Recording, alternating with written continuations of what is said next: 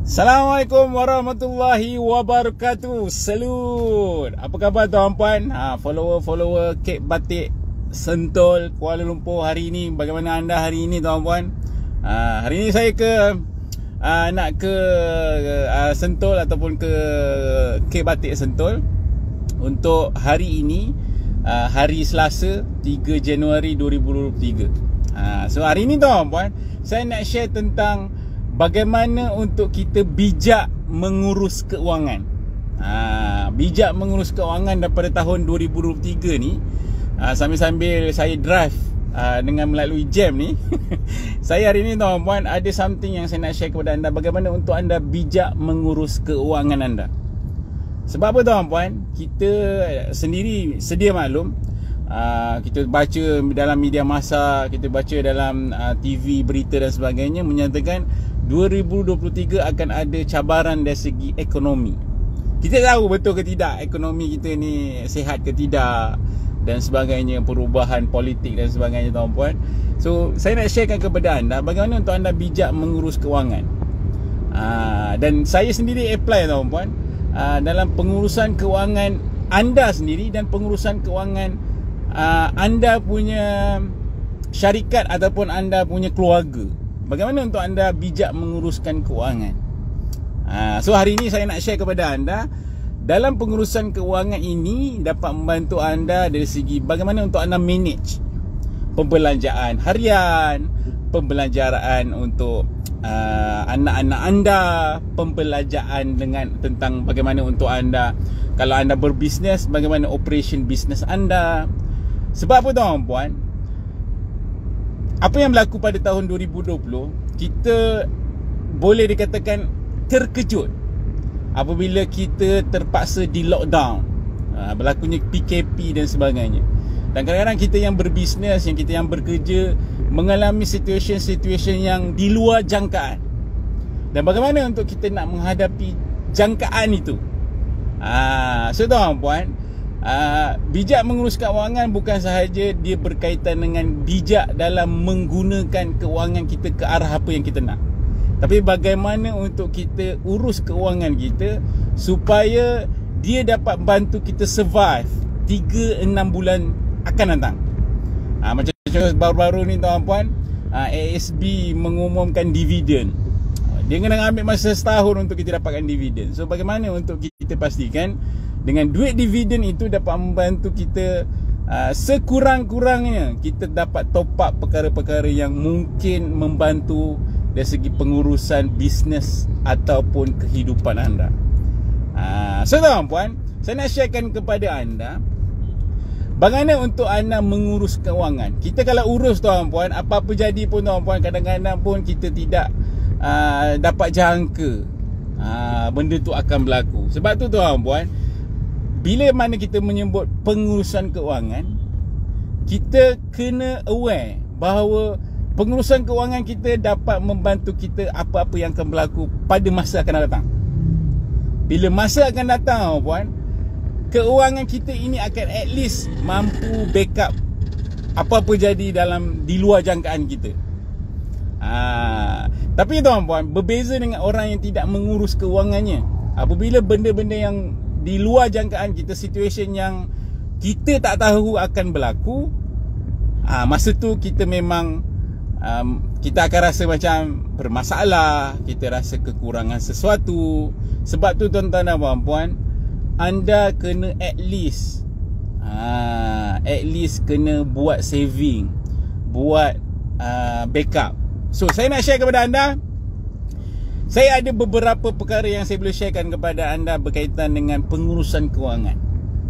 Saya bukan pakar tuan-puan, tapi ini sebagai seorang yang orang yang bekerja, seorang yang buat bisnes, seorang yang ada anak, seorang yang ada family, seorang yang sebagai seorang tanggungjawab sebagai seorang anak kepada ibu bapa. So bagaimana untuk anda memastikan anda dapat at least bertahan dalam tempoh 3 bulan minimum. Sebab baru-baru ni kita lockdown hampir 2 tahun. Betul tak? Kejap buka, kejap tutup. Operasi kita punya bisnes kadang-kadang boleh buka kedai, kadang-kadang tutup kedai, boleh berniaga kejap, tak boleh berniaga. So tuan-puan, antaranya tuan-puan, dia ada beberapa tabung yang perlu anda wujudkan. Ini saya cerita sebagai seorang yang family, sebagai seorang ketua keluarga, saya sebagai seorang individu, saya sebagai seorang yang bekerja. So sharing saya hari ini adalah kepada arah itu, kepada seorang yang bekerja, seorang ayah, seorang suami, seorang anak kepada ibu bapa kita yang ada tanggungjawab kepada ibu bapa, dan seorang yang mempunyai komitmen-komitmen yang semestinya yang kita perlu get ready.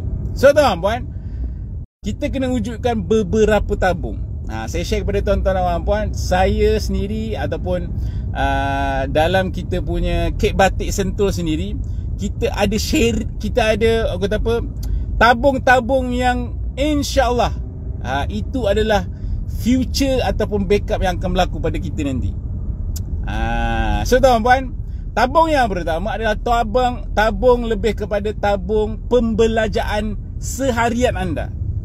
Tabung pertama anda kena asingkan untuk komitmen dan perbelanjaan yang seharian anda.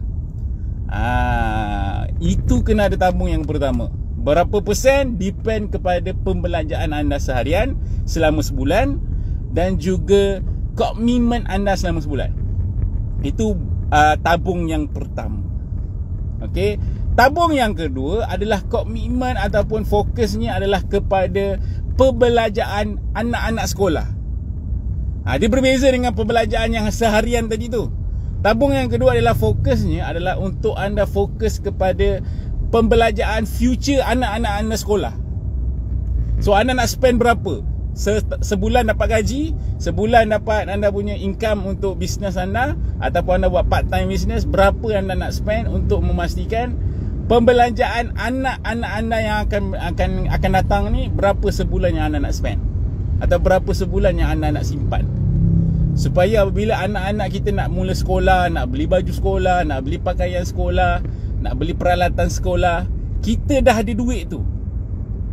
Duit tu kita dah ada dah.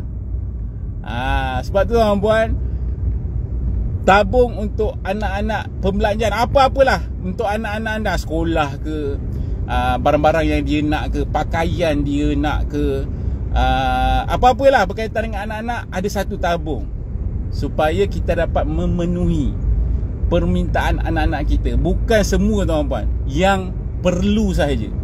Bukan kemahuan dia, tapi keperluan dia ketika itu. Contoh pakaian, pakaian sekolah, pakaian yang dia nak pergi berjalan, ataupun dia nak keluar dan sebagainya. Dua tabung dah. Cuba share dalam komen tuan-puan. Tabung yang pertama adalah tabung komitmen ataupun pembelanjaan seharian anda selama sebulan. Tabung yang kedua adalah tabung untuk anak-anak anda.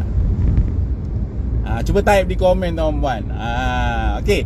Tabung yang ketiga adalah tabung berkaitan dengan anda punya facility. Contohlah facility ni lebih kepada, contohlah kalau anda ada kenderaan ataupun kenderaan seperti kereta dengan motor, saya galakkan anda ada satu tabung khas untuk ni. Kereta ke, motor ke, untuk anda servis, anything berlaku pada motor anda, anything berlaku pada kereta anda ada satu tabung yang special untuk benda ni. Terutama kereta dengan motor kita ni, road tax lah tuan-puan. Bila kita sebut tentang road tax, setiap tahun kita kena renew. Sama juga dengan kita punya lesen. Yang berkaitan dengan lesen kereta, berkaitan dengan kereta, motor dan sebagainya, ada satu tabung khas untuk benda ni. Dan benda ni tuan-puan, setiap setahun sekali kita akan renew. Dan bayangkan anda spend ataupun anda anda saving setiap, contohlah setiap sebulan RM50. Bayangkan 11 bulan anda dah ada RM550. Ataupun anda naikkan lagi, contohnya RM100. Anda dah ada RM1,100. Boleh renew, boleh buat servis kereta dan sebagainya. Tabung yang ketiga. Tabung yang keempat, ini adalah untuk anda sentiasa reward diri anda. Tabung yang keempat adalah tabung entertainment. Anda nak belanja makan untuk family, anda nak belanja ataupun anda nak buat makan-makan dengan family, anda nak belanja anak anda, nak belanja isteri anda, nak belanja isteri anda kasut baru dan sebagainya, ini ada satu lagi tabung, iaitu tabung entertainment. Tabung ni sangat penting tuan-puan. Sebab tuan-puan, kalau anda ada duit, anda tak boleh nak reward diri anda, nak happykan orang-orang yang tersayang dengan anda. Anda akan stres. Sebab apa? Setiap bulan gaji ataupun setiap sales profit yang anda dapat tuan-puan, yang anda nak gunakan tuan-puan, anda akan rasa bersalah nak guna. Cukup ke nak, bila anda nak guna tu, cukup ke nak kita spend untuk family makan-makan. Tengok-tengok tengah-tengah bulan dah tak cukup duit. Sebab tu tuan-tuan dan puan, anda kena ada satu tabung, iaitu tabung entertainment, supaya ia membantu anda at least 3 bulan sekali, 4 bulan sekali belanja makan kawan-kawan. Kawan-kawan pula, belanja kawan-kawan anak dan isteri, beli something yang pergi tengok wayang ke, dengan duit entertainment ni. Sebab apa saya kata 3 bulan 4 bulan sekali? Sebab anda kena save duit tu, supaya nanti pada bulan yang keempat duit tu banyak sikit, anda boleh happykan mereka dengan something yang mereka nak. Itu tabung yang seterusnya lah, tabung yang keempat. Yang seterusnya apa? Tabung saving, tabung yang dapat memberikan anda dividen. Contohnya apa? ASB, apa lagi? Tabung kepada tabung haji. So tabung-tabung ni lah tuan-puan, InsyaAllah kalau anda betul-betul disiplinkan diri anda, InsyaAllah anda mampu untuk buat persediaan tersebut. Ada orang kata kau save duit, kau simpan-simpan duit, nanti duit itu ni juga. Betul, duit-duit yang kita simpan semua tu akan habis. Betul. Tapi tuan-puan, yang lagi bagus adalah anda urus dan anda betul-betul bersedia sekiranya apa-apa berlaku di hadapan tu nanti. So bila anda dah bersedia, at least duit tu akan membantu anda. Kita dah lalui dah tuan-puan pengalaman dari segi tempoh PKP dan sebagainya. So inilah masanya tuan-puan untuk kita di-educate, kita buat persediaan awal. Alright. So tuan-puan, jangan lupa untuk like, share dan juga follow Kek Batik Sentul. Dan saya akan share banyak lagi tips-tips yang membantu anda. Mungkin benda tu anda dah buat, mungkin anda dah lalui pun perkara tersebut, dan mungkin perkara-perkara yang saya share kepada tuan-tuan dan puan membantu untuk anda sekurang-kurangnya mendapat sedikit manfaat daripada sharing saya. Dan saya mewakili daripada Kek Batik Sentul tuan-puan. InsyaAllah banyak lagi konten-konten yang kami akan sharekan kepada anda. Dan tuan-tuan dan puan, pada tahun baru 2023 ni tuan-puan, kita akan banyak lalui cabaran yang baru di hari yang baru. Hari ni hari ketiga tahun baru tuan-puan. So tuan-puan, pastikan anda menjadi lebih baik pada tahun lepas. New year, new day, new you. Jadi yang terbaik pada tahun lepas. So tahun ni tuan-puan, Kek Batik Sentul nak jadi yang terbaik dan memberi manfaat kepada ramai orang.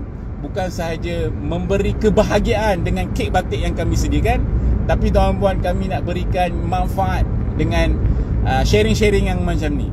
So kalau anda tuan-tuan dan puan nakkan banyak lagi perkara-perkara yang mungkin dapat membantu anda, jangan lupa like, komen dan share, dan follow kami punya IG dan Facebook. Dan baru-baru ni tuan-puan, pada 1 Januari saya ada share tentang tips bagaimana azam anda tahun 2023 ni anda boleh capai, supaya anda boleh capai dan insyaAllah dapat memberi manfaat kepada anda untuk capai azam anda nanti. Alright, saya rasa itu saja dari saya tuan-tuan dan puan. Kepada mereka yang nak tempah Kek Batik Sentul KL, boleh hubungi Cik Na 016-922-8075 ataupun search di Google tuan-puan, di Kek Batik Sentul KL, dan insyaAllah Kek Batik akan sampai ke depan pintu anda kalau anda menggunakan khidmat delivery. Alright, itu saja tuan-tuan dan puan. Assalamualaikum warahmatullahi wabarakatuh.